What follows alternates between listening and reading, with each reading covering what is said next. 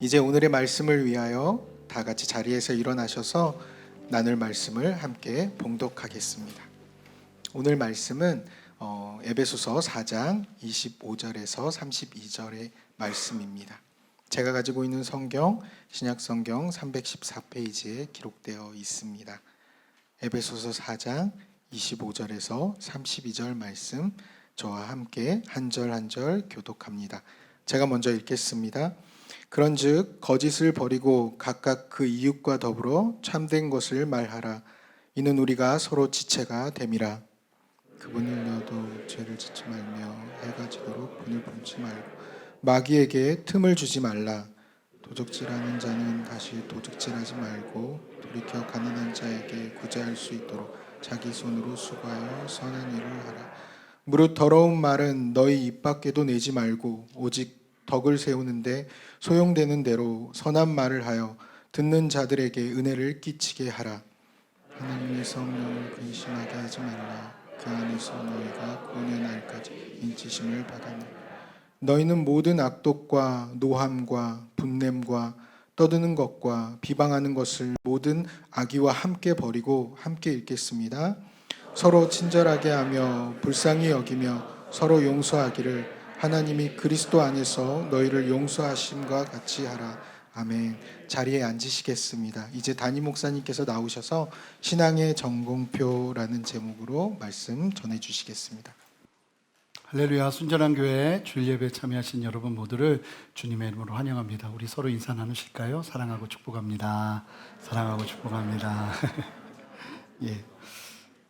광고 드린 대로 우리 심재영 전도사님께서 2년 동안 우리 예담 키즈 미취학 아이들 사역하시다가 이분이 사실은 주일에는 교회를 또 섬기고 또 주중에는 그 오른교회에서 하는 꿈미 사역이 있어요. 거기 사역에서 간사로 또 주중에 출근을 하면서 사실은 10년 동안 쉼이 없이 달려왔어요. 그러다 보니 목에 디스크도 오고 몸도 안 좋아지고 상의를 하다가 그러면 잠시 주일 사역을 좀 내려놓는 게 좋겠다 해서 우리 심재영 전사님 주일 사역 오늘까지 하고 내려놓으면서 또 안 그래도 되는데 본인이 또 너무 감사하다고 이게 떡을 또 준비했어요. 그래서 기쁜 마음으로 떡 하나씩 받아가시면 좋을 것 같고 우리 심지영 전사님 축복해 주시고 또 기억해 주시고 기도해 주시면 좋겠습니다. 무엇보다 우리 심지영 전사님이 싱글이에요. 그래서 결혼할 수 있도록 또 좋은 분들이 있으면 옆에 좀 소개해 주시고 기도만 하지 마시고 소개도 좀 시켜주시고 저는 소개시켜주면 안 돼요. 그러면 딴 사람들이 힘들어해요. 그래서 저는 못하지만 여러분들이 좀 소개도 시켜주고 하면서 결혼 좋은 소식 들리면 저희가 찾아가는 은혜가 있기를 바랍니다. 아멘. 예. 그리고 저희 성도님들께서 너무나 귀하게 기도해 주셔서 2박 3일 동안 목회자 세미나 갔는데 저도 이제 목회자 세미나를 많이 주관도 해보고 진행도 해보고 했는데 처음 봤어요. 이렇게 밤에 들어가지 못해요. 기도하느라고.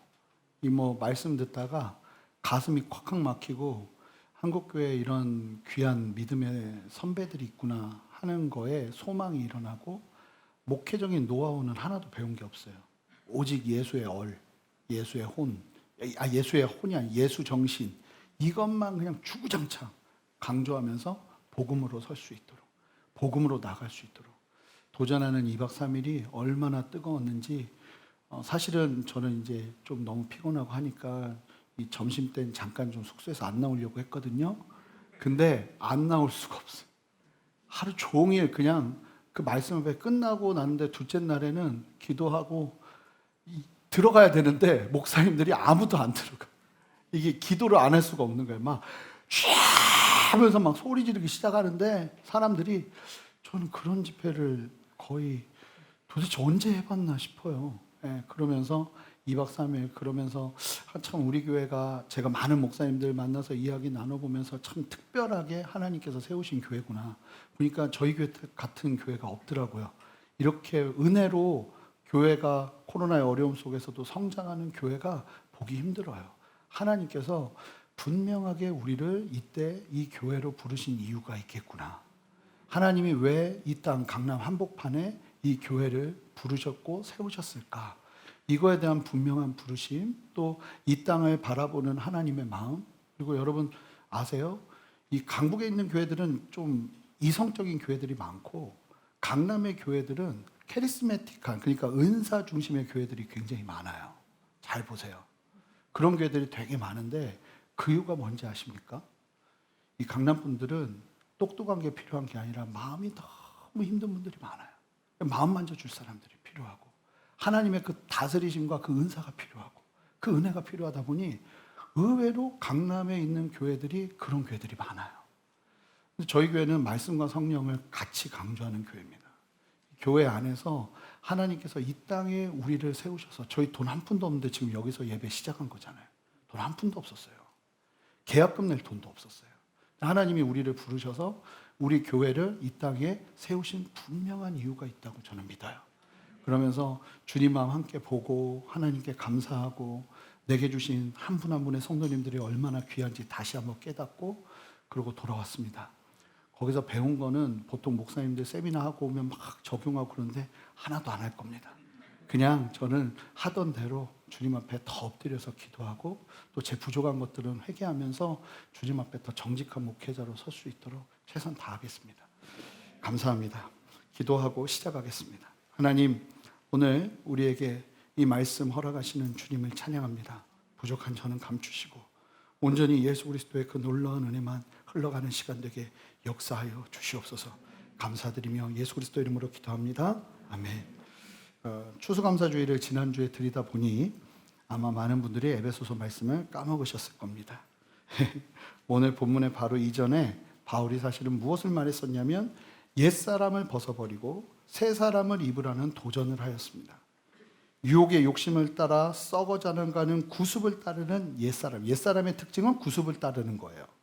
오직 심령이 새롭게 되어 하나님을 따라 의와 진리의 거룩함으로 지으심을 받은 새 사람을 입으라는 도전. 구습을 버리고 새 사람.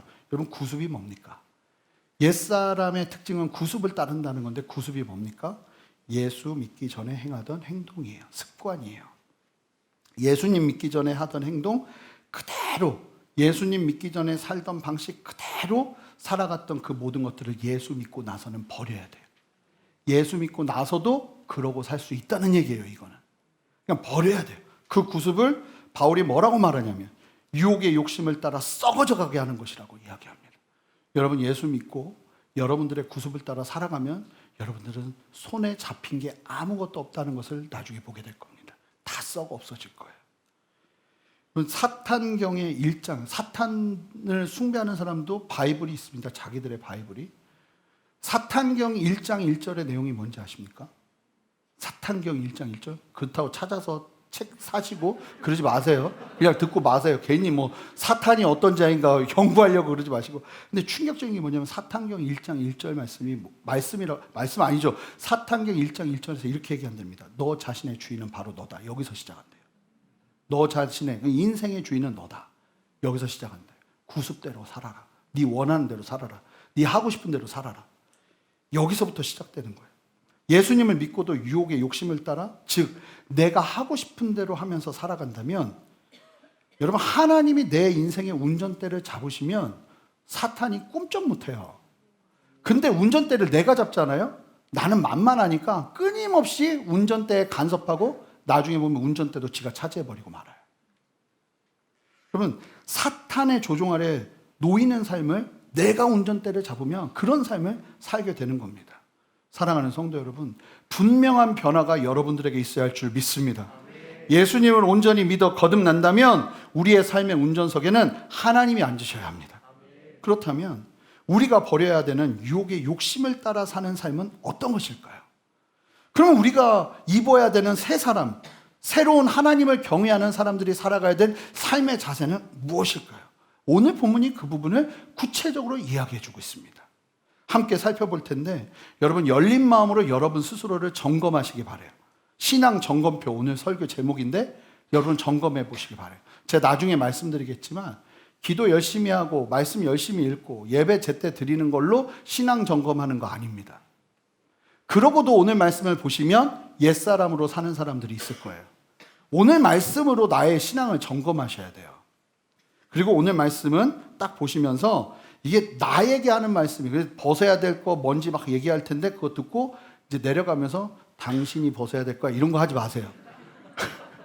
남 벗기려고 하지 마세요. 나만 제대로 얘도 벗으면 되는 거예요.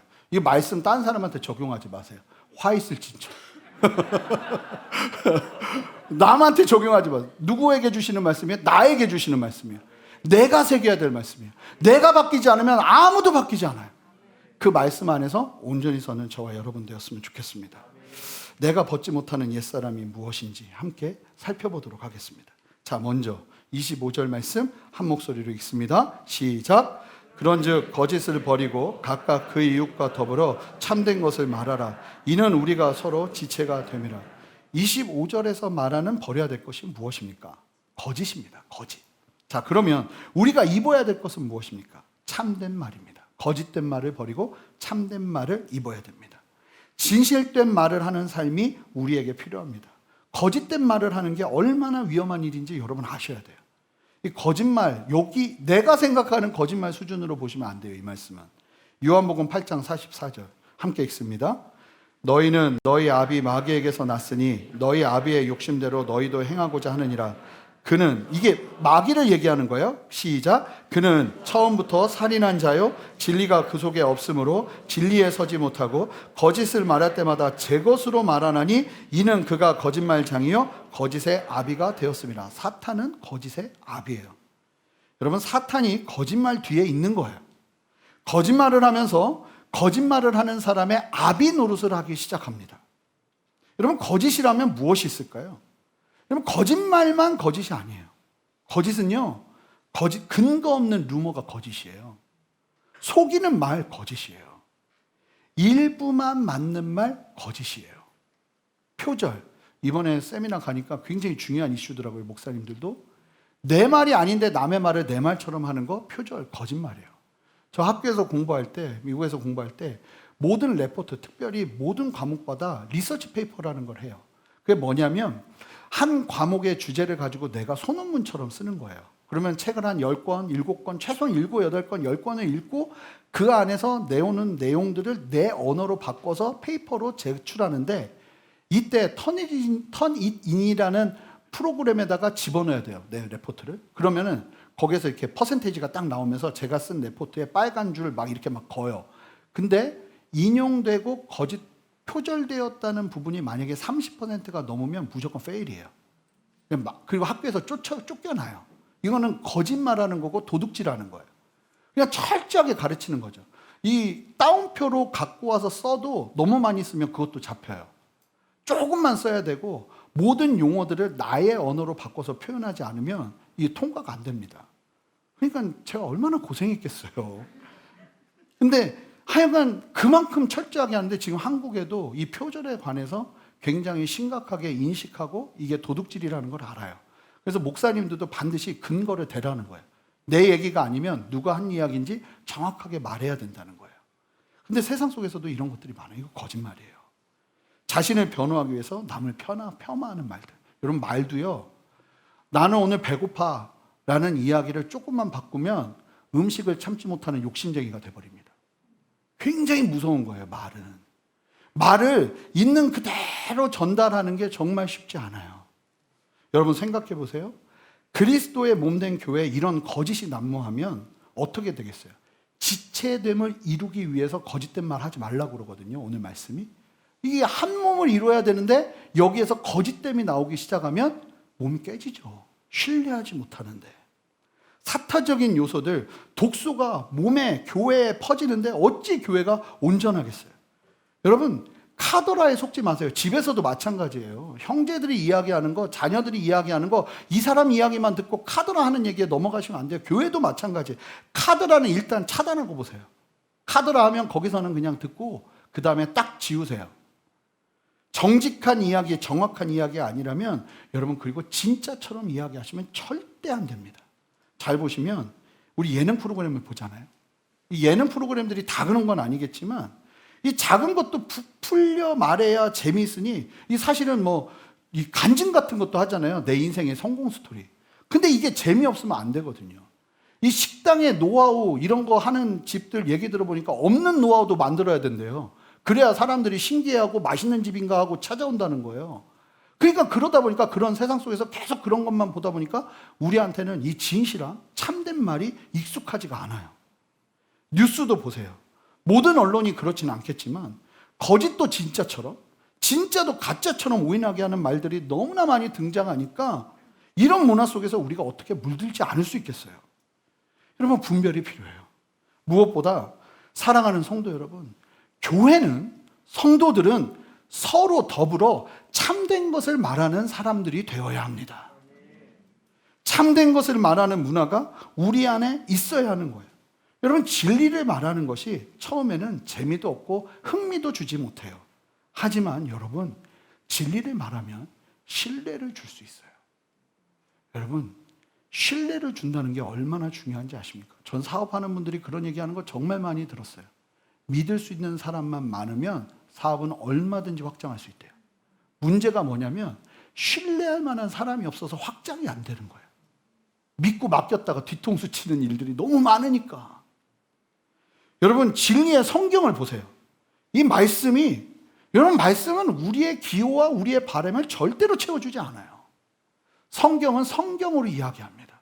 진리로 말합니다. 그런데 놀라운 사실이 뭔지 아세요? 이 진리를 계속 대하고 취하다 보면 우리가 이 진리 안에서 회복하기 시작해요.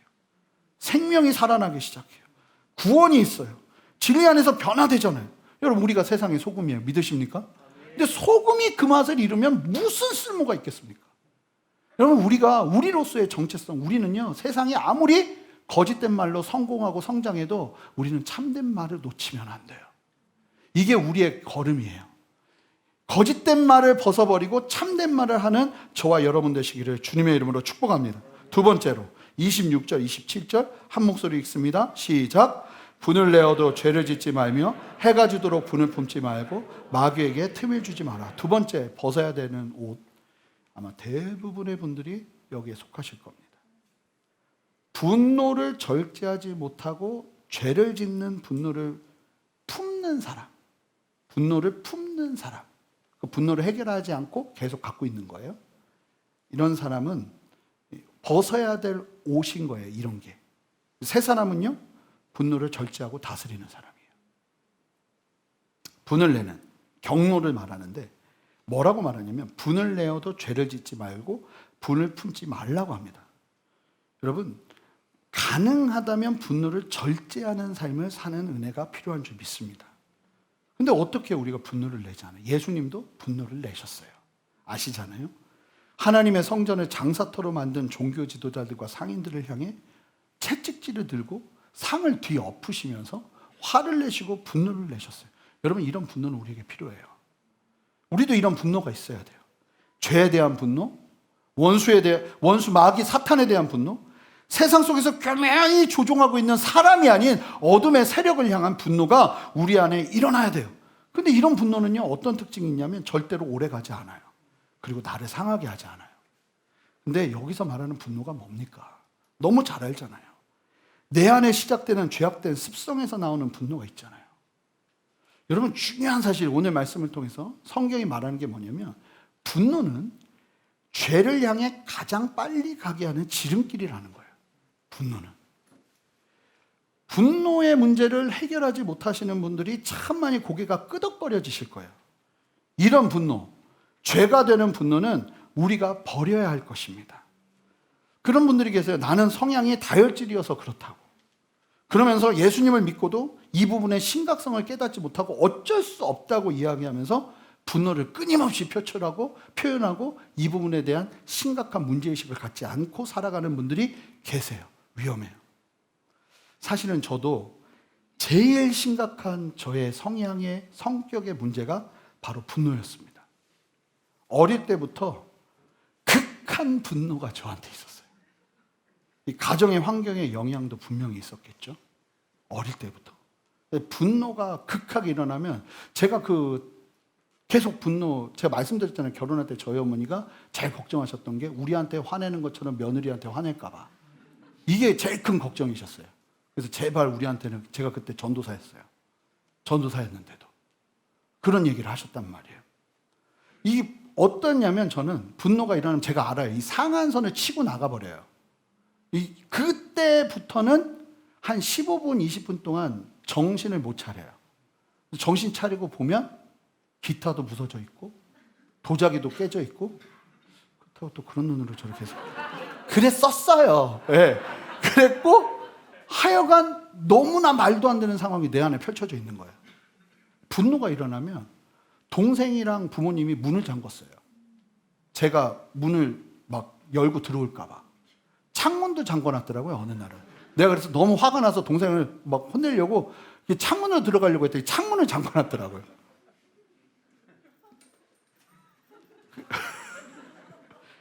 궁일한 눈으로 저를 봐주시면 감사하겠습니다. 참 신기할 정도로 분노의 자리에 있다 보면, 근데 제가 항상 분노를 낼 때마다 경험하게 되는 게 뭐냐면 후회스러운 일들이 너무나 많이 펼쳐져 있어요. 항상. 왜인가 하고 말씀을 보니 오늘 27절이 분명히 얘기하죠. 27절 뭐라고 말합니까? 마귀가 틈을, 이 분노하는 자리가 틈이 됩니다. 지난주에 우리나라와 우루과이의 월드컵 경기를 보셨을 거예요. 저는 비기는 경기 중에 그렇게 심장을 쫄깃쫄깃하게 하는 경기는 처음 봤어요. 근데 우루과이가 워낙 강팀이다 보니까 해설자들이 계속 한 말이 있었는데 뭐냐면 절대로 한순간도 틈을 주면 안 된다는 거예요. 슛을 쏠 틈을.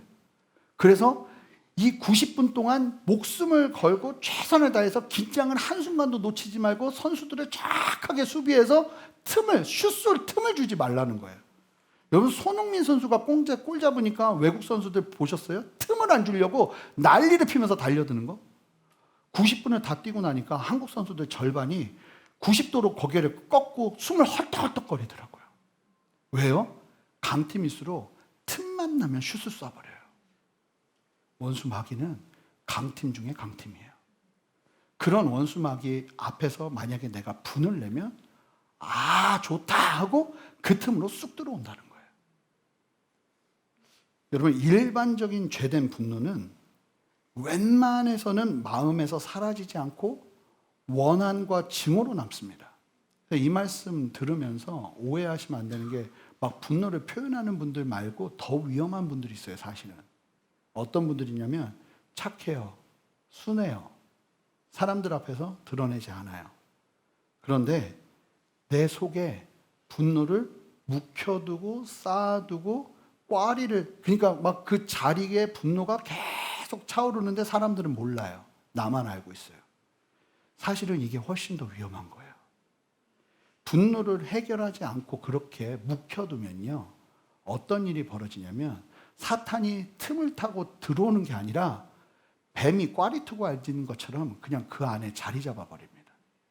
실제로 임상적으로 귀신 들린 경우 어떻게 해서 그런 일이 시작됐습니까? 얘기해보면 대부분 극한 분노와 절제하지 못하는 화, 막 원망, 이런 거예요. 저 이번 주에 세미나 때도 목사님 얘기하시는데 어떤 젊은 친구가 귀신이 들렸는데 왜 들렸나 봤더니 언젠가만 어렸을 때 다리를 지나가고 있는데 좀 위험하게 걷다가 차에 칠 뻔했나 봐요. 운전사가 내려가지고 애를 다리를 잡고 다리에서 이렇게 흔든 거예요. 얘가 그 일을 당하고 나서 다리에서 걸어오는데 너무 분해가지고 막 극한 분노와 원망과 화를 절제하지 못하다가 자기가 그러더래요. 그때 실제로 여러분, 분노를 마음에 쌓아두는 건요, 거의 그냥 내 집을 내주는 겁니다. 원수 마귀한테. 분노가 틈을 주는데 분노를 내 안에서 저장해 놓고 계속 있으면 어떻게 되겠어요? 완전히 내 집 내주는 거예요. 잠언 29장 22절. 그래서 이런 일이 일어나는 거예요. 보니까 이게 신학적으로 표현한 게 아니라 그냥 보니까 나오는 거예요. 지혜에서. 노하는 자는 다툼을 일으키고, 맨날 보니까 노하는 자는 다툼을 일으키고, 성내는 자는 보니까 범죄함이 많더라. 성도들은 분노가 아닌 진리를 품는 사람인 줄 믿습니다. 진리를 묵상하죠. 누군가가 서운하게 하고 누군가가 나를 분하게 할 수 있어요. 옛사람이면 그 분노를 묵혀둡니다. 쌓아두고 괘씸하네 하고 있지만, 하나님의 사람들은 진리의 성령 안에서 더 이상 그런 것들을 묵상하는 것이 아니라 말씀을 묵상합니다. 여러분, 이 사실을 잊지 말기 바라요. 분노를 거둬가 주시도록 하나님께 기도하고 분을 내는 스스로를 경계하시기 바라요. 그리고요, 혹시 분을 내더라도 하루 넘기지 마세요. 다 해결하세요. 성령 안에서 목숨 걸고 해결하세요. 혹여나 빨리 해결하시는 저와 여러분 돼야 되는. 그래서 제가 말했잖아요. 성령의 열매 중에 하나가 뭡니까? 절제입니다. 성령께서 우리 안에 충만하게 역사하실 때 이 분노의 문제를 다스리세요. 제가 말씀드렸잖아요. 제 분노의 문제가 되게 심각했다고. 지금도 뭐 어떻게 분노를 안 낼 수 있겠어요? 근데 제가 알아요. 그 상한선을 넘지 않아요. 그전에는 이게 조절이 안 됐어요. 근데 성령 안에 있으면 반드시 고쳐집니다. 반드시 회복되고 반드시 나아집니다. 할렐루야. 여러분 하나님을 신뢰하세요. 그리고요 이거 인정해야 돼요. 그리고 분노할 때마다 넘어지고 쓰러지지만 하나님 앞에 기도하고 하나님 제가 넘어졌다고 얘기해야 돼요. 내가 그러지 않길 원한다고. 여러분 함부로 분을 내시면 안 돼요. 특히 가족들에게 함부로 분을 내시면 안 돼요. 엄마도 그렇고 아빠도 그렇고 자녀들도 마찬가지예요. 함부로 분을 내시면 안 돼요. 죄로 이끄는 조절되지 않는 분노를 버리고 분노의 자리에서 죄가 관영합니다. 마치 하이에나 떼들이 달려드는 것처럼 먹잇감을 향해서 내가 분을 내고 분을 던지는 그 순간 그 안으로 죄가 들어오기 시작하는 거예요. 거룩한 분노, 절대된 분노만을 간직하고 여러분들의 분노의 문제를 해결하시기 바라요. 여러분 막 세상에서 살면서 막 사람들 때문에 막 치여가지고 극한 분노를 절제하지 못하고 다스리지 못하고 이를 갈면서 괴로움 속에서 신음하시는 분들이 있죠. 지난주에 말씀드렸지만 감사가 나를 지키는 길이에요. 분노를 계속 품는 건 절대로 나를 지키는 길이 아니에요. 빨리 그걸 가지고 주님 앞에 나와야 돼요. 여러분 기도하셔야 돼요. 새벽에 나오셔야 돼요. 하나님 앞에 간구하셔야 돼요. 여러분 몸부림치셔야 돼요. 그러지 않으면 이 땅에서 하나님의 뜻 이루면서 살아갈 수 없어요. 주님 앞에서 최선을 다해서 이 부분을 바꾸기 위해서 노력하셔야 돼요. 실제로 깨달으셔야 돼요. 죄로 이끄는 조절되지 않는 분노. 또 버려야 될 옛사람과 새사람이 있습니다. 28절 함께 읽습니다. 도둑질하는 자는 다시 도둑질하지 말고 돌이켜 가난한 자에게 구제할 수 있도록 자기 손으로 수고하여 선한 일을 하라. 여러분 도둑질하는 삶을 버리고 이게 도둑질하는 삶을 버리는 거예요. 두 번째 정직한 수고를 하는 삶을 입으며 살아가야 할 줄 믿습니다. 도둑질의 사전적인 정의는 남의 물건을 훔치는 행위뿐만 아니라 정당한 노력 없이 남의 것을 취하는 일체의 행위를 포함하여 도둑질이라고 합니다. 나의 이익을 얻기 위해 행하는 모든 옳지 않은 행동들이 도둑질일 수 있는 거예요. 찰스 스윈돌 목사님은 이 부분을 언급하면서 이렇게 얘기합니다. 도둑질은 훔치고 횡령하고 사기치고 은행 강도 짓을 하는 것과 같은 행위들 뿐만 아니라 사무실 비품을 슬쩍하는 일, 직장에서 시간을 낭비하는 일, 빚을 갚을 수 있음에도 갚지 않는 일, 공정한 임금을 지급하지 않는 일도 도둑질에 해당된다. 이렇게 얘기해요. 맞아요. 아주 교묘하게 숨어져 있는 도둑질들이 있어요. 반면에 우리가 입어야 되는 새 사람은 무엇입니까? 도둑질에서 돌이켜. 도둑질의 중심에는 뭐가 있습니까? 내 이익이 있습니다. 내 유익이 있습니다. 근데 정반대죠. 우리가 입어야 될 새 사람은 정직한 노동, 자기 손으로 수고하는 삶을 살아가야 됩니다. 이 정직한 수고의 목적이 있어요. 가난한 자에게 구제할 수 있도록. 즉 나를 위한 삶이 아니라 하나님께서 우리에게 주신 사명을 이웃을 사랑하는 일을 위해 우리가 손으로 수고하는 삶을 살게 된다는 거예요. 이것을 성경은 선한 일이라고 이야기합니다. 여러분 목적이 온전할 때 정직한 노동이 빛을 발합니다. 물론 2000년 전과는 비교할 수 없을 정도로 다양한 직업군이 생긴 시대를 살아가고 있지만 여러분 그럼에도 불구하고 성도는 자기 손으로 수고하는 삶의 자리를 반드시 사수해야 됩니다.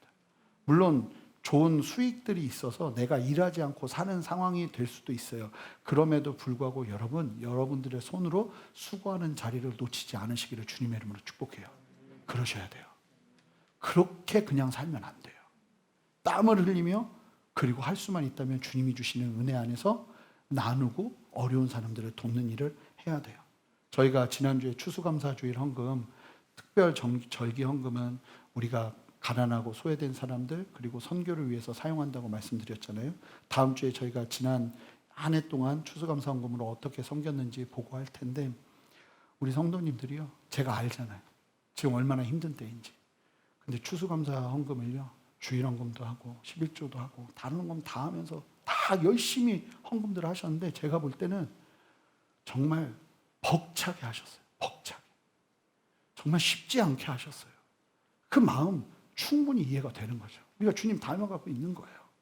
어제 네팔교회 방문했는데 목사님과 사모님 대림동에서 정말 30평 되는 건물 3층짜리 거기서 이 네팔 노동자들을 몇 명 안 되는 그 사람들 바라보면서 목회하시는데 저희가 얼마나 은혜 받고 왔는지 몰라요. 지난 섬김들을 좀 우리도 해야 돼요.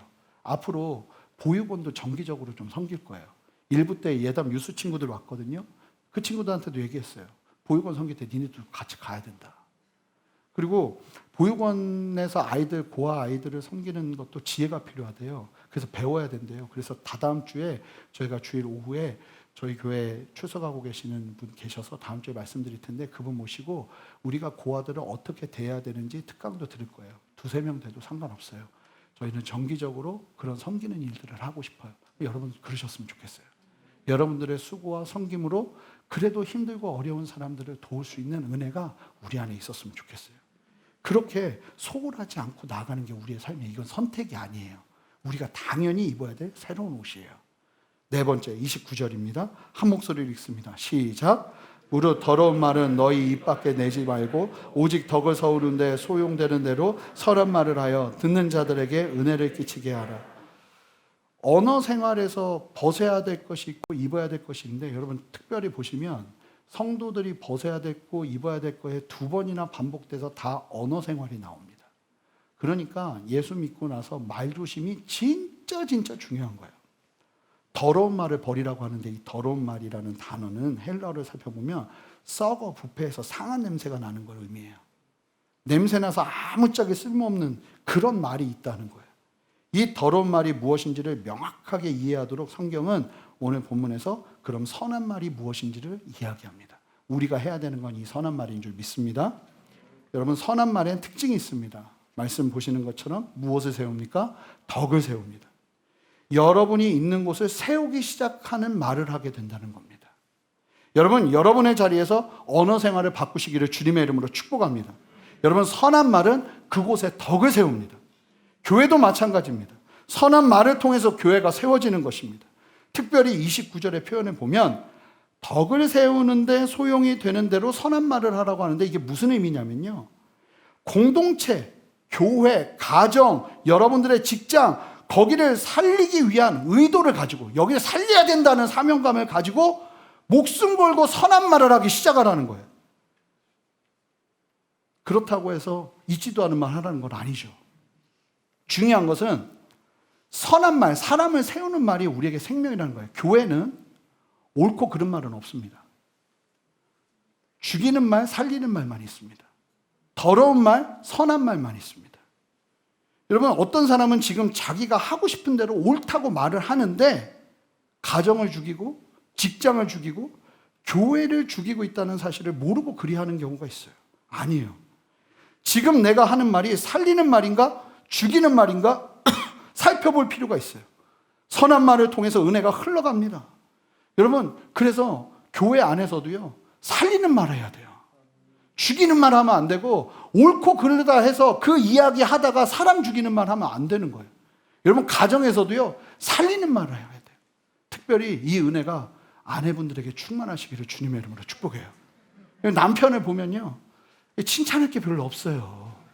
저도 아는데 남자들의 습성이 뭐 다 그런 건 아니겠지만 같이 살다 보면 험하고 뭐 추하고 이렇게 흠보이는 게 너무나 많단 말입니다. 그때 옳은 말만 하면 죽어도 안 되는 거예요. 그때 뭐 해야 되는 거예요? 살리는 말을 해야 되는 거예요. 눈 딱 감고 남편을 이 사람 살려야 된다는 작정을 가지고 뭐 하기 시작하는 거예요? 살리는 말을 하시는 여러분 되시기를 주님의 이름으로 축복합니다. 그래서 그때 옳고 그러면 생각하지 마세요. 그냥 눈 딱 감고 오늘 당신 이러는데 뒷모습이 예수님 같아요. 뭐 이런 얘기. 오늘 말하는데도 어쩜 그렇게 지혜롭게 이야기를 하나요? 이런 얘기. 이러면서 남편들을 살리기 시작하면 남자들은요 칭찬해 주고 칭찬해 삽니다. 우리 형제님들 아멘 해보실까요? 아멘. 칭찬해 주고 칭찬해 삽니다. 여러분 여기서 살리는 말 해야지 옳고 그른 말 해서 뭐 하겠어요? 옳고 그른 말 해서 가정 어떻게 하시려고 다 죽고 나가 떨어집니다. 가정에서요 사람 살리는 말 하셔야 돼요. 자녀들에게도 마찬가지예요. 제가 깜짝 놀라는 게 어떤 부모님들이 모르고 사실을 이야기하고 평가해서 이야기하는데 애 죽이는 말이에요. 죽이는 말이에요. 아니요, 그런 것이 아니에요. 우리의 삶에 우리가 해야 되는 말은 둘밖에 없어요. 살리는 말이냐, 죽이는 말이냐. 이 말을 통해서 얘를 살릴 것이냐, 죽일 것이냐 보고 얘기하셔야 돼요. 올바른 평가와 기준과 판단이 그 사람 살리지 않아요. 여러분, 예수님이요, 저 금찬 때도 말씀 나눴던 건데, 바디메오, 속용되었던 바디메오, 한 번도 사람들에게 그런 말 들어봤을까요? 예수님이 바디메오 보자마자 바디메오 딱 붙잡고 뭐 얘기하셨는지 아시죠? 너 하고 싶은 게 뭐냐? 네가 원하는 게 뭐냐? 바디메오는 일평생 그런 얘기를 들어봤을까요? 누군가가 소경이고 거지였던 바디메오에게 너 하고 싶은 게 뭐야를 물을 수 있는 사람이 있을까요? 그 한마디에 바디메오는 녹아납니다. 예수님이 그런 분이시라는 거예요. 한마디를 해도 사람을 살리는 분이 예수님이세요. 할렐루야. 근데 그 예수님과 우리가 닮아가는 과정에서 우리가 어떤 말을 해야겠어요? 사람 살리는 말을 해야 되는 거예요. 오라요. 우리 모임에는 은혜가 넘쳐야 됩니다. 예수님의 이야기로 꽃을 피워야 돼요. 가능하다면 여러분의 입을 통해서 정치 이야기, 사람 이야기 이런 거 하지 마시고 예수님의 이야기로 꽃을 피우시기를 주님의 이름으로 축복합니다. 여러분, 교회는 은혜로 가득 차야 돼요. 목장 모임에서 은혜가 넘쳐야 돼요. 다른 게 아니라 예수님이 넘쳐야 돼요. 내 이야기 해봤자 아니, 그래, 하긴 해야 돼. 하긴 해야 되는데, 그럼에도 불구하고 그 이야기가 주가 돼서는 안 돼요. 예수님 이야기가 주가 돼요. 그래서 예수님이 나에게 무엇을 행하시는가 얘기해야 돼요. 제가 설교를 하는데 아무리 다윗 얘기하고, 다니엘 얘기하고, 요한 얘기하고, 이런 진짜 얘기는 예수님 얘기까지 들어가야 돼요. 예수님 얘기해야 돼요. 거기에 은혜가 있는 거예요. 현재 나의 언어 생활을 돌아보시기 바라요. 여러분, 대화하다 보면 맞는 말을 하시는데 냄새나는 말을 하시는 분들이 계세요. 분명히 옳은 말을 하는데 하고 나면 냄새가 나요. 여러분, 그런 말 하면 안 돼요.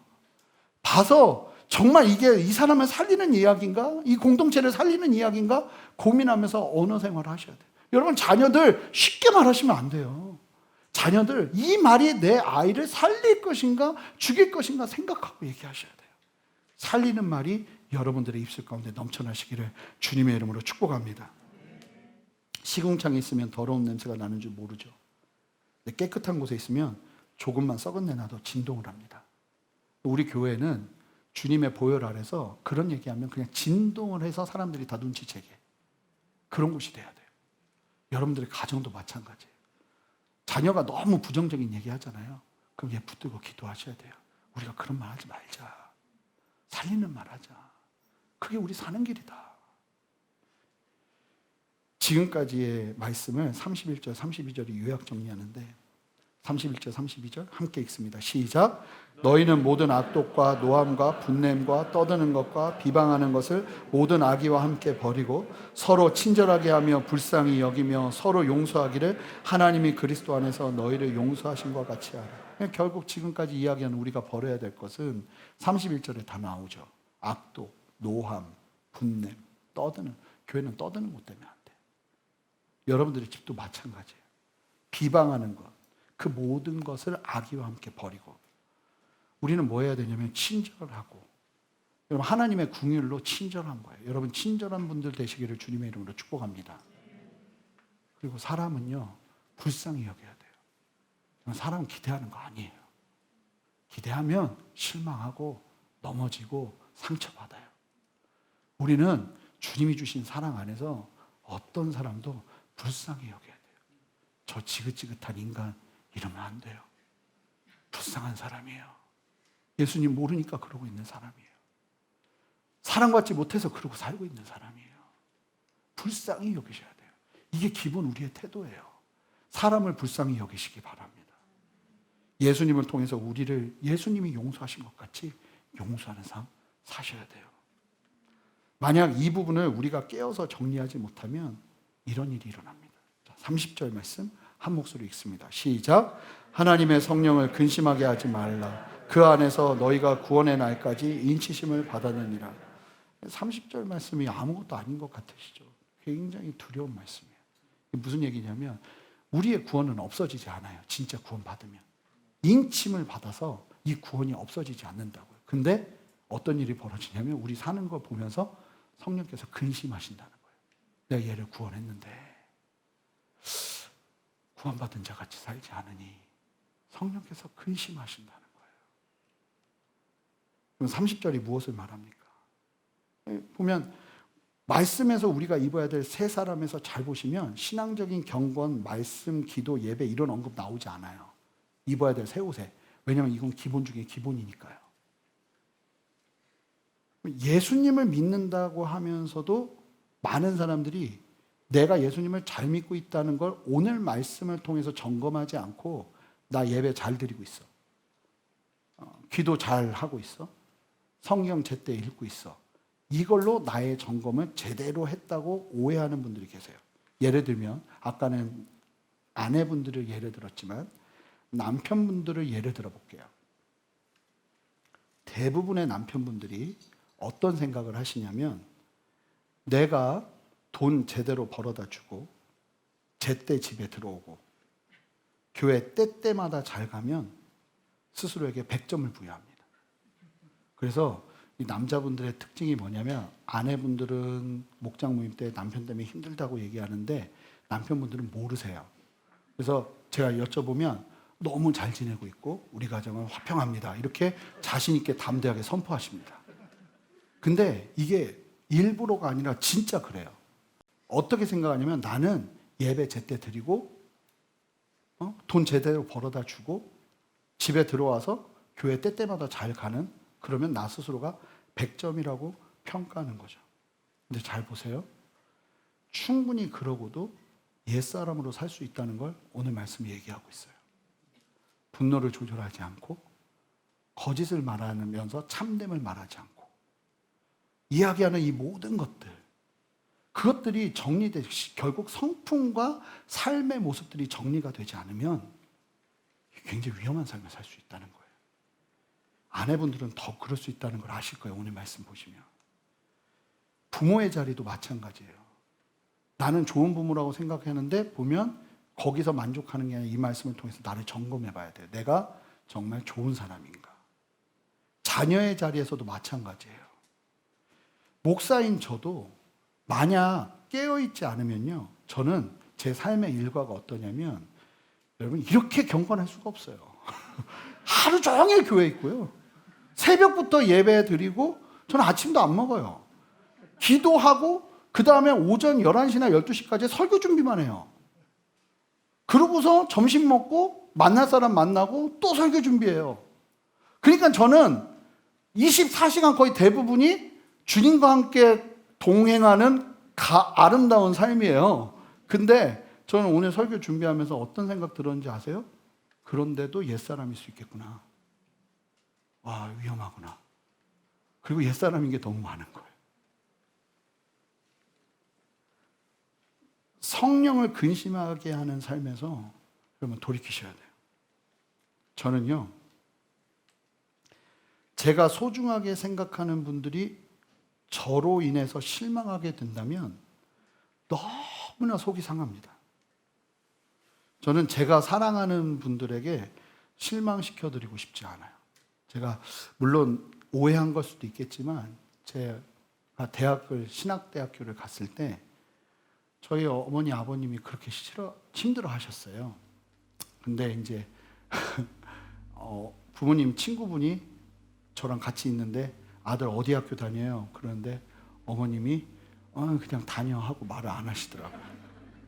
근데 그때 너무 슬펐어요.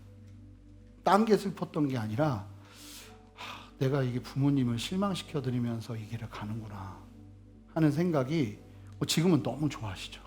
너무 좋아하시는데. 근데 저는 우리 순전한 교회 성도님들이 대부분 저랑 개척하면서 또 해주셨던 얘기가 뭐냐면, 목사님 변하시면 안 돼요. 이런 얘기 되게 많이 해주셨고 저도 하는데, 제가 어떤 마음이 있냐면 진짜 실망시켜드리고 싶지 않아요. 저는 바라는 거 뜻대로 된 적도 없으니까, 바라는 거는 전 송혜 선생님처럼 끝까지 어디 뉴스에 안 나오고 확실하게 목회하다가 은퇴하고 끝까지 그러고서도 주님 위해서 살다가 죽는 게 제 인생의 목표예요. 사람에게 실망시켜주고 싶지 않거든요. 누군가가 나 때문에 실망하는 건 너무 너무너무 슬픈 일이에요. 근데 여러분, 하물며 만약에 나를 위해서 아들을 주시고 십자가에서 고통받으시며 나를 구원하신 예수님께서 나를 구원하셨는데 나 때문에 근심하고 슬퍼하신다면 이거는요, 너무나 끔찍한 일이에요. 여러분, 그러고 싶으세요? 아니요, 우리는 그럴 수 없습니다. 사랑하는 성도 여러분, 새 부대가 되어야 합니다. 옛사람을 벗어버리고 새 사람이 되어야 돼요. 남들 얘기할 필요 없어요. 그냥 내가 새 사람이 되어야 돼요. 그리고 그 안에서 변화되는, 그리고 우리 같이 찬양할 텐데, 하나님 새 부대가 되게 하여 주사 주님의 빛 비추게 하옵소서. 이 고백이 우리의 고백이 되어서 변화되어지는 저와 여러분 되시기를 주님의 이름으로 축복합니다. 함께 일어서시겠습니다.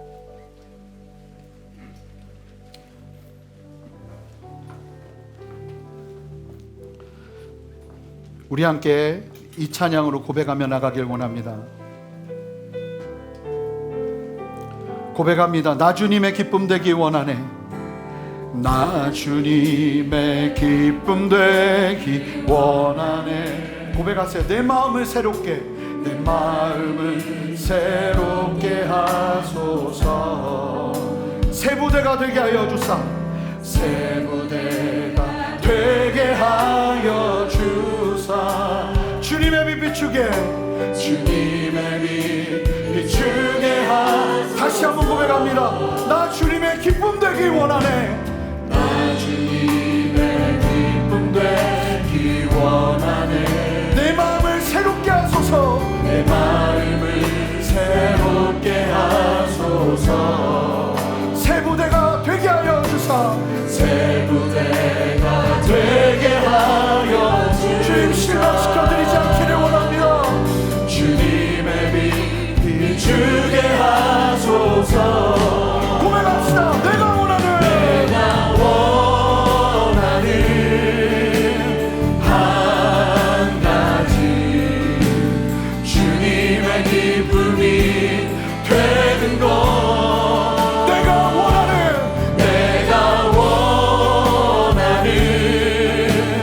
한 가지, 주님의 기쁨이 되는 것. 겸손히 내 마음 드립니다. 겸손히 내 마음 드립니다. 나의 모든 것 받으소서, 나의 모든 것 받으소서. 나의 마음 깨끗게 씻어주사, 나의 마음 깨끗게 씻어주사. 주의 길로 행하게 하소서, 주의 길로 행하게 하소서. 다시 한번 고백합시다. 겸손히 내 마음 드립니다. 겸손히 내 마음 드립니다. 주여, 나의 모든 것 받으시옵소서, 나의 모든 것 받으소서. 우리 두 손을 높이 듭니다. 나의 마음 깨끗게, 나의 마음 깨끗게 씻어주사. 주의 길로 행하게 하소서, 할렐루야. 행하게 하소서. 아멘. 내가 원하는 한 가지, 주님의 기쁨이 되는 것. 아멘. 내가 원하는 한 가지, 주님의 기쁨이 우리에게 하나님의 사랑이 선포합니다. 하나님의 사랑이 영원히 함께하리. 십자가의 일을 얻는 자에게, 순교자의 삶을 사는, 순교자의 삶을 사는 이에게,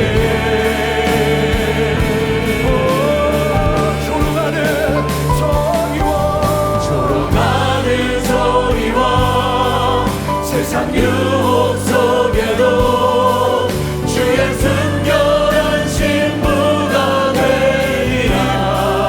내 생명 주님의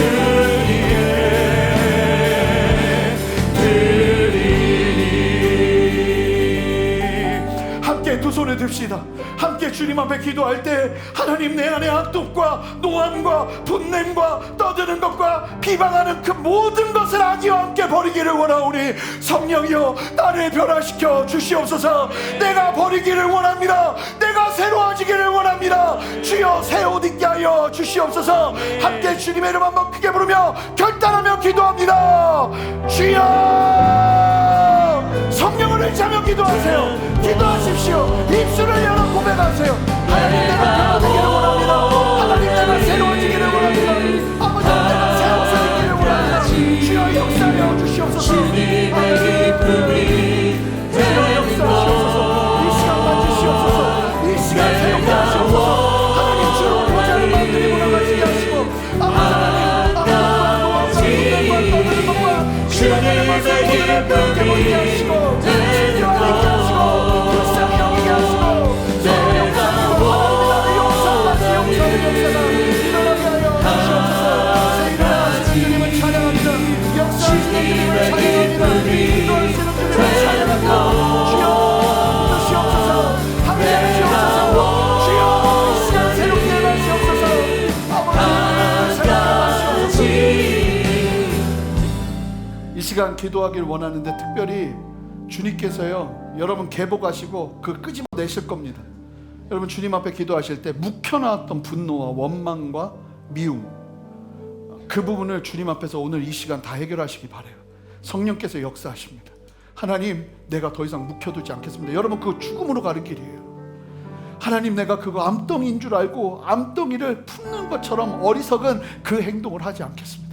성령이여 말씀을 묵상하게 하시고, 성령이여 내 마음에 이 모든 분노와 원망과 아버지 세상을 향해 사람을 향해 가졌다 이 원통한 마음들을 주여 성령으로 역사하셔서 태워주시옵소서. 아버지 성령으로 태워주시옵소서. 아버지는 보혈로 덮어주시옵소서. 그렇게 소망하는 분들마다 두 손을 들고 하나님 걷어가 주시옵소서. 하나님 나를 만져 주시옵소서. 그 간절한 심령으로 주님 한번 크게 부르며 기도합니다. 주여, 주님 우리 안에 역사하시는 주님을 찬양합니다. 하나님 은혜 베풀어 주셔서 하나님 한 사람 한 사람의 마음 가운데 있는 그 분노와 주로 도자는 마음들을 정리해 주시는 은혜를 이 시간 허락하여 주시옵소서. 주님 말씀해주시고 주님 만져주시고 아버지의 새마음 부어주셔서 그 마음 안에 다시 한번 새롭게 되어지는 역사를 보게 하여 주시옵소서. 주님 성령을 하시는 주님을 역사하시는 주님을 찬양합니다.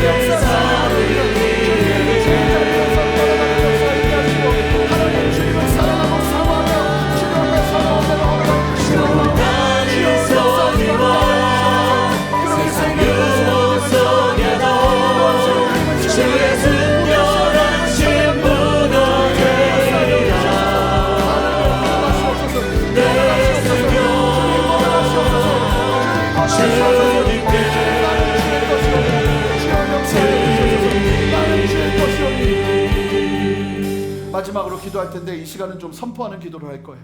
나는 주님의 것입니다. 선포하세요. 나는 원수 마귀에게 속하지 않고 아버지 하나님 불을 내어도 죄를 짓지 않고 아버지 그것을 절제할 것입니다. 나는 하나님의 손 안에 있습니다. 나는 하나님의 능력 안에 있습니다. 예수 보혈 안에 있습니다. 여러분 스스로 선포하시기 바래요. 나는 주님의 보혈 안에 있습니다. 나는 하나님의 자녀다. 선포하시며 나가시기 바래요. 이 시간 여러분들의 주인을 바꾸셔야 돼요. 하나님, 내가 나이가 주인이 돼서 살아가는 인생이 아니라 주님의 말씀 말씀, 하나님이 나의 인생의 주인이 되시는 놀라운 역사 위에 살아가기를 원하오니 주님, 나를 주의 소유 삼아 주시옵소서. 이 고백을 한 분도 빠짐없이 함께 고백하며 나가기를 원하는데, 이 시간 기도할 때 전심으로 분명하고 명확하게 여러분들의 심령으로 기도하세요. 나는 주님의 것입니다.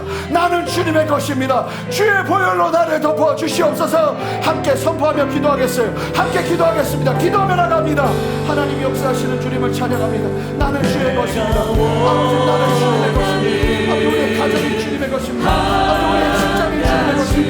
아버지, 우리 교회가 주님의 것입니다. 이 나라가 주님의 것입니다. 하나님의 성령을 선포하며 나갈 때 어둠이 떠나가는 역사가 있게 하시고, 떠나가는 역사가 있게 하시고, 원망이 떠나가는 역사가 있게 하시고, 하나님 주시는 지혜와 하나님 주시는 지혜와 하나님 주시는 마음으로 담대하게 살아가는 역사가 주시옵소서.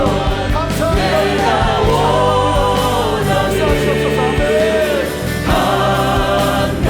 우리 함께 찬양합시다. 주님의 기쁨이 되는 것 내가 원하는 한 가지. 주님의 기쁨이 되는 것 내가 원하는 한 가지. 주님의 기쁨이 되는 것 내가 원하는 한 가지. 주님의 기쁨이 되는 것. 모두가 그렇게 사는 것인 줄 알고, 다 남들도 그렇게 사는 것인 줄 알고, 분노와 원망과 주로부터 오지 않은 마음들을 꼭꼭 숨겨놓고 그렇게 살았던 나의 인생 가운데 주님 이 시간 찾아오셔서 주님의 의로운 손으로 그 마음을 끄집어내시며 새롭게 하시며 온전케 하시는 생명의 역사로 우리를 붙드시니 주님 찬양합니다. 주여 역사하여 주셔서 하나님, 우리가 그대로 옛사람을 덧입고 살아가는 그러한 신앙 되지 아니하도록 우리의 신앙을 오늘 말씀 안에서 점검하는 은혜를 허락하여 주시옵소서. 주님, 세상의 풍파 속에서 한 사람 한 사람을 보호하여 주십시오. 보호하는 길은 내 마음이 원하는 대로 품고 생각하고 원망하고 저주하며 살아가는 것이 아니라, 보호하는 길은 주님의 말씀을 따라 순종하며 나아가는 길밖에 없음을 보게 하여 주셔서 우리 성도님들이 넘어지지 아니하고 승리의 걸음을 걸을 수 있도록 주여 함께 하시기를 원하오니 성령이여 이 시간 충만하게 역사하여 주시옵소서. 하나님, 나무라지 않으시고 너의 그 아픔 안다 하시며 하나님 찾아오셔서 그 아픔을 걷어가시는 하나님의 생명의 손길을 경험하며 분을 내어도 하루를 넘기지 않는 은혜를 주시고, 분노에 노출되어 있는 내 삶을 돌아보면서 하나님 안에서 이 분노를 정리할 수 있도록 하나님 걷어가 주시고 새롭게 하시고 온전케 하여 주시옵소서. 거짓된 말들이 떠나가게 하시고 냄새나는 더러운 말들이 내 삶에서 끊어지게 하시고, 하나님 우리의 삶의 자리에서, 가정에서, 직장에서 하나님 사람을 살리는 말, 덕을 세우는 말, 그 말이 우리 안에 있게 하셔서 하나님 많은 사람들을 의로운 길로 이끌어갈 수 있는 주님의 빛과 소금의 역할을 감당하는 한 사람 한 사람 되도록 주여 역사하여 주시옵소서. 하나님, 그렇게 새 일을 행하시는 주님 찬양합니다. 역사하시고 오늘 말씀 지혜롭게 분별하게 하여 주셔서 아버지, 날카로운 분석과 날카로운 판단이 있어야겠지만 그럼에도 불구하고 우리의 삶 속에서 드러나는 그 모든 것들은 친절과 불쌍히 여김과 용서함 가운데 드러날 수 있도록 주여 우리와 함께하여 주시옵소서. 새 일을 행하시는 주님 찬양하고 감사드리며 예수 그리스도 이름으로 기도합니다. 아멘. 우리 주님께 영광의 박수 올려드리겠습니다. 감사합니다.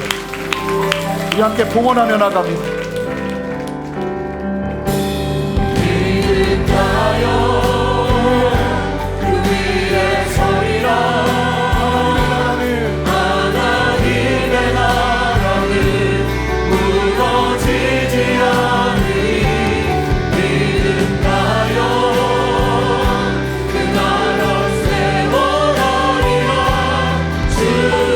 주님 보고 싶다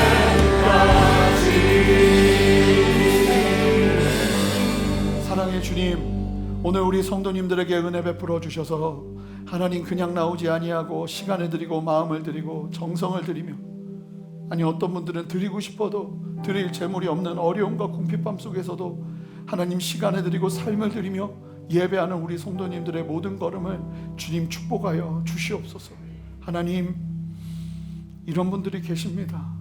말씀 의지해서 열심히 수고하고 땀을 흘리는데 수고의 열매가 없는 분들이 계십니다. 특별히 주님 찾아가셔서 그 삶에 주로부터 오지 않은 것들이 다 끊어지게 하시고 하나님 진리가 통하는 인생 되게 주님 역사하여 주셔서 아버지 자기 손으로 수고하여 선한 일을 하며 하나님의 나라와 영광 위에 살아갈 수 있는 아버지 하나님의 여심과 푸심이 일어나기를 원하오니 주여 함께하여 주시옵소서. 하나님, 옳지 않은 것으로 유익을 취하며 나갔던 삶들이 정리되어지는 역사가 일어나게 하시고, 거짓됨들을 돌이키는 역사가 일어나게 하시고, 도둑질이 끊어지는 역사가 일어나게 하시고, 하나님의 진리 안에 다시 한번 우리 모두가 새 마음으로 새 사람으로 거듭나는 은혜 허락하여 주시기를 원하오니 주여 역사하여 주시옵소서. 재정의 문을 여시고 관계의 문을 여시고 상황의 문을 여시옵소서. 성령이여 함께 하시고 아버지 하나님의 말씀을 의지하며 나아가는 성도들의 걸음 위에 말씀의 역사, 말씀의 열매를 보게 하여 주시옵소서. 특별히 육신이 연약하여 하나님 앞에 치유를 간구하는 성도님들에게 하나님 때에 맞는 아버지의 은혜와 역사하심과 붙드심을 보게 하시고 절대로 좌절하거나 낭망하지 아니하도록 그때에 내게 부어주시는 은혜로 담대히 서는 역사 허락하여 주시옵소서. 그렇게 새 일을 행하신 주님 감사드리며 예수 그리스도 이름으로 기도합니다. 아멘. 이제는 우리 주 예수 그리스도의 크신 은혜와 아버지 하나님의 무한하신 사랑과 성령의 내주하심과 교통하심과 신실한 역사하심이 오늘 말씀을 기억하며 주님 안에서 옛것을 벗어버리고 새 사람을 입어 하나님이 원하시는 참된 은혜의 삶을 걸어내기를 소망하는 함께 예배하는 모든 성도님들의 머리 위에, 가정 위에, 직장 위에, 삶의 모든 터전 위에, 순전한 교회와 이 땅의 모든 교회들과 이 나라와 온 열방 위에 이제로부터 영원토록 함께 하시기를 간절히 축원하옵나이다. 아멘.